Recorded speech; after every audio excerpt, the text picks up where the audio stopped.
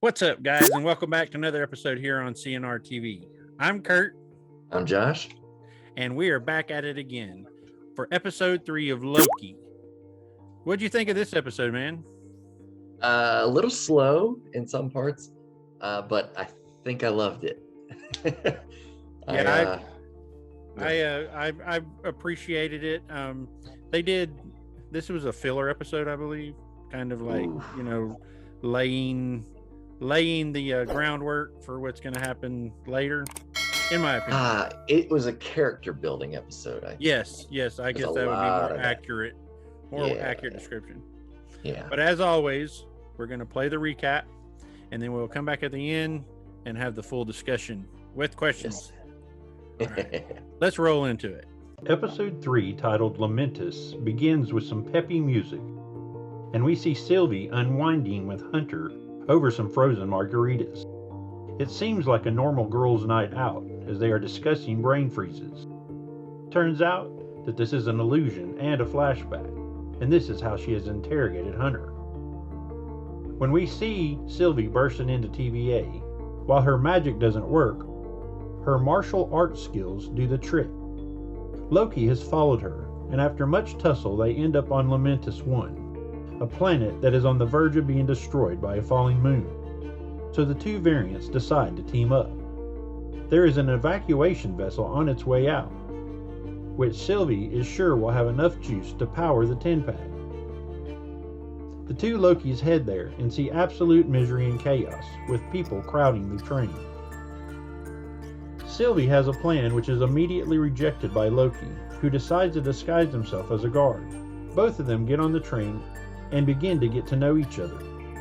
During the course of the conversation, Loki brings up his mother, Frigga, and then he admits that he was adopted. Adopted? Is that a bit of a spoiler for you? Sorry about that. And Sylvie answers, No, I knew I was adopted. What? She barely remembers her mother, and says it's just a blip of a dream. Loki continues to be nostalgic, and remembers the magic his mother used to teach him as a child. She was the kind of person you'd want to believe in you, he says. Sylvie reveals that she taught herself magic, something which impresses Loki beyond words.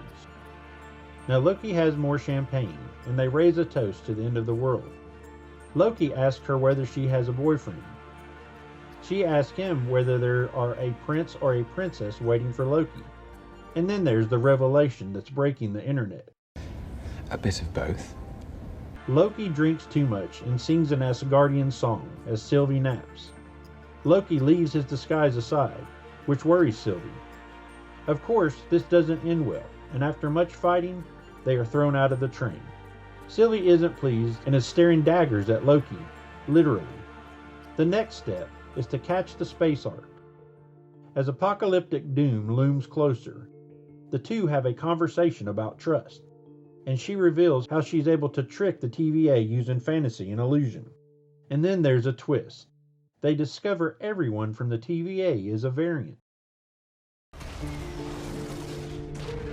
The episode ends with Loki and Sylvie watching as their only hope for escape explodes in front of them.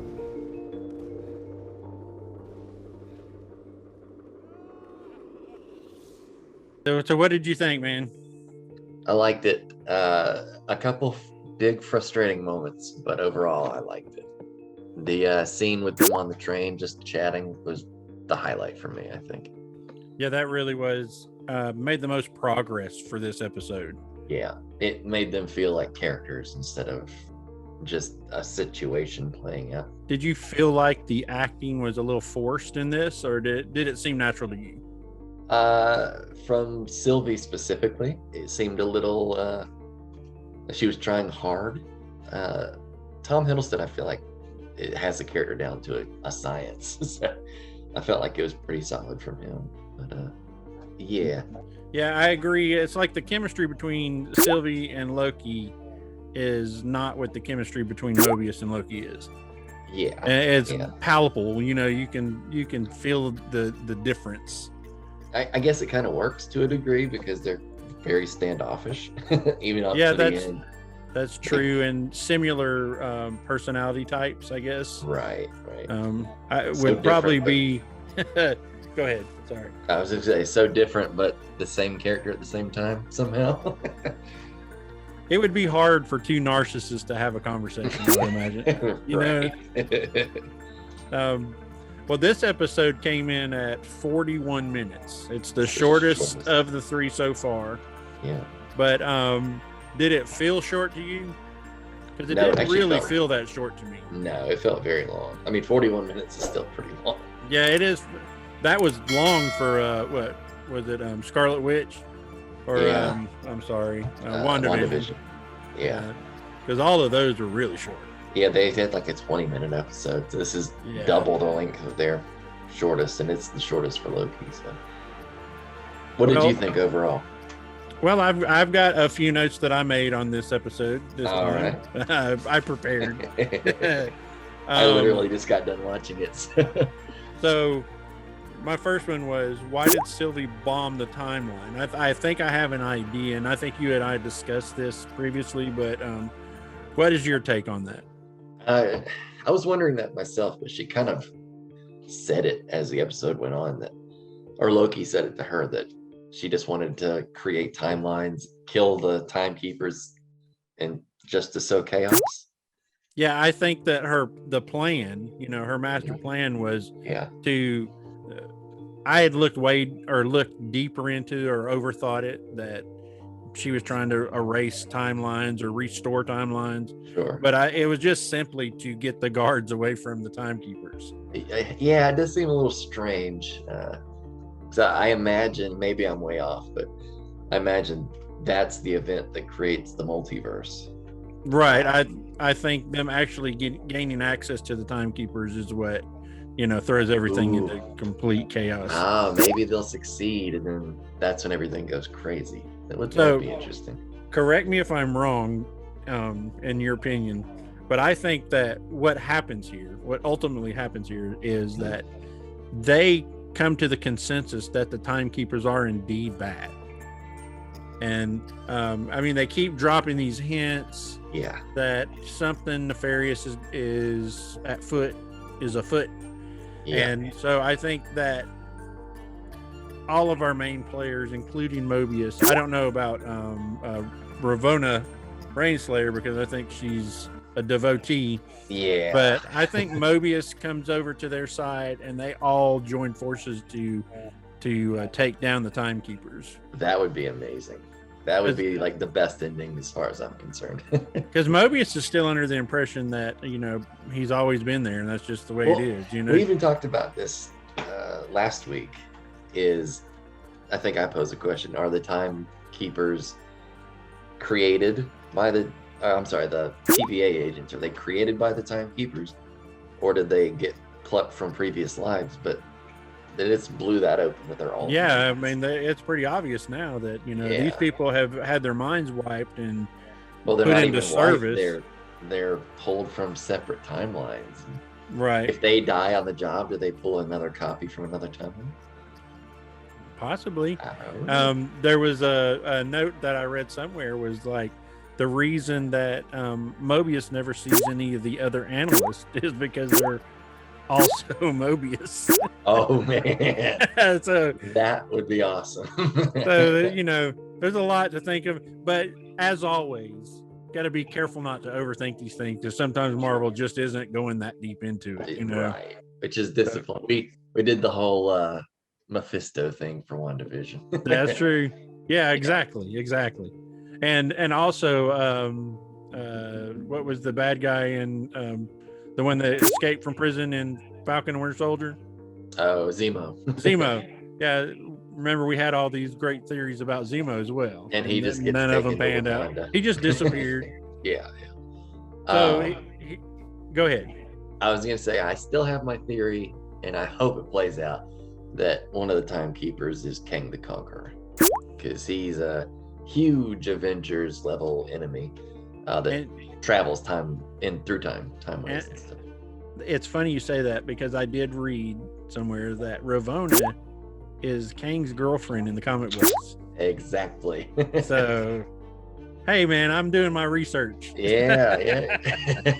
Honestly, I forgot about that, but the minute you said it, it was like, oh yeah. So that has a tie-in. He's already confirmed to be in Ant-Man 3. Yes, he's So, big bad in Ant-Man right. 3. So it has to be tied in. It has to. Well, as far as kind of out there theory, check this one out. All right. Is Loki under Sylvie's spell the whole episode? That she was successful. There's a couple of times I've wondered that because he was so focused on how it works. And it came up like 4 different times in the episode. I was like, something's weird there.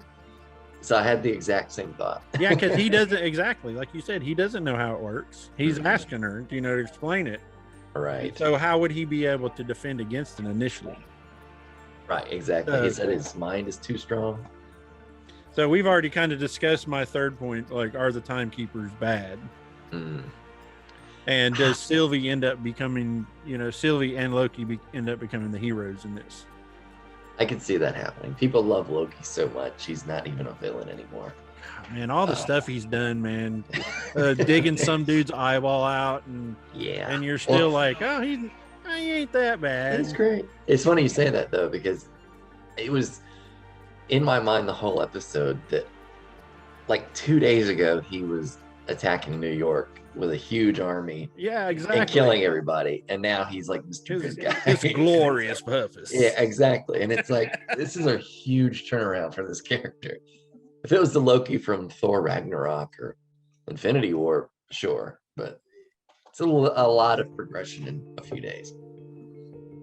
Well, my last point was, and we've already discussed this, is that the TVA people are mind wipe humans. That was the big reveal. Kind of, each episode seems to have a big reveal. I guess you could say Loki exposing his preferences was one in this. But they already announced he's gender fluid. He's gender fluid. So that's just another nod to that, I guess. But I would say the big reveal was the fact that the TVA are indeed variants that have been mind wiped, I do wonder how that's going to play out with Mobius, like we already said. Dude, I think Loki was... Go ahead. You're saying that you think that Loki has already planted that seed, right? Well, he acted so surprised by that reveal. It's got to have bigger implications. And Mobius seems like a decent guy. He's not like, he's just doing his job. Exactly. He's trying. He thinks that his purpose is to protect the timeline. Right. Which it is, but I don't. All that stuff about the jet ski and everything last week, is that like a memory from a separate news? I didn't think of that. I didn't think of that. Yeah. Probably so. That's probably who he was before he was taken by the TVA. Right. So I hope that explodes. But how do you think they get out of this next week? Well, what happens? There's 2 schools of thought on that. The one is that he's under Sylvie's spell the whole time, and then she brings him out. Right. Because what better to induce somebody to make a move or change than to introduce some kind of apocalyptic scenario. Well, they did become allies and trust each other in that scenario, so that could have been an elaborate way for her to get his trust. And the episode opens up with her twisting somebody's mind to try and get information. That's a good point.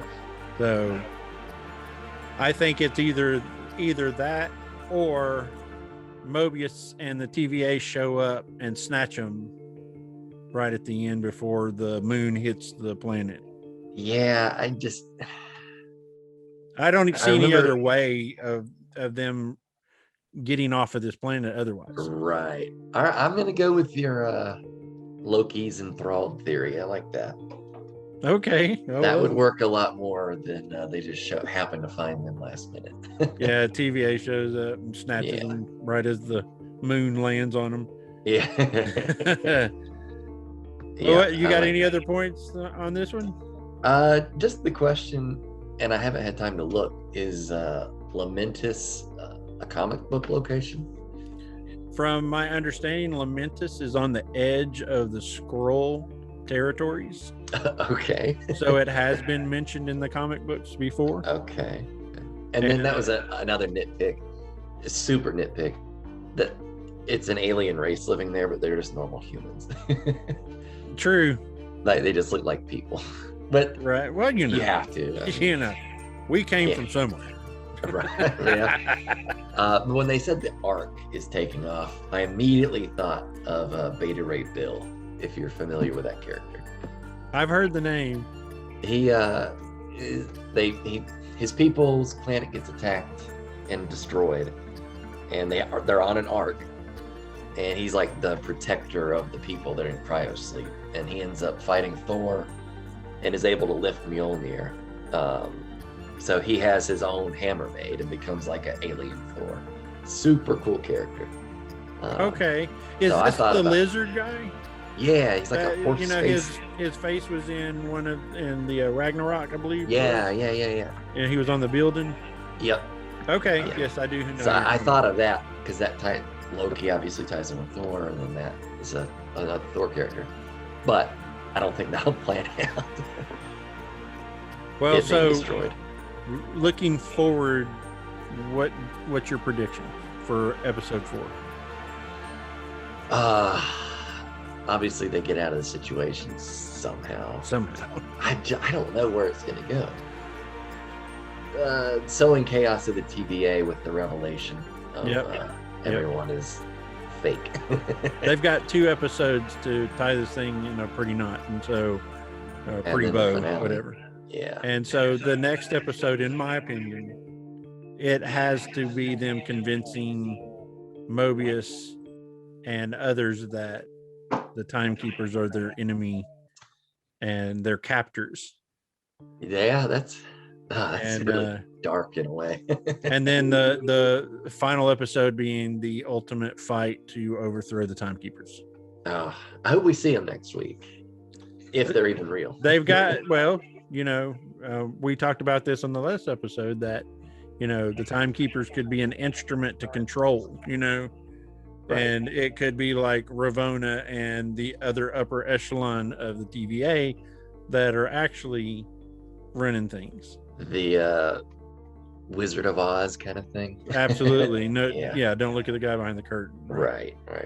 So So it'll be interesting to see next week. And yeah, I've kind of missed Owen Wilson.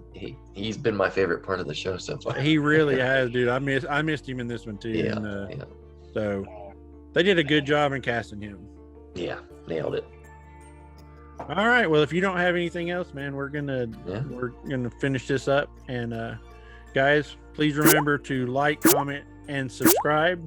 Give us your feedback. We need more. Absolutely, we need your feedback. And remember to hit that little bell icon so you get notified every time we upload a new video. That's right. And we will be back at this next week for episode 4. Can't wait. All right. Well, thanks for coming along, and we'll see you See guys, you guys next time. in the next video.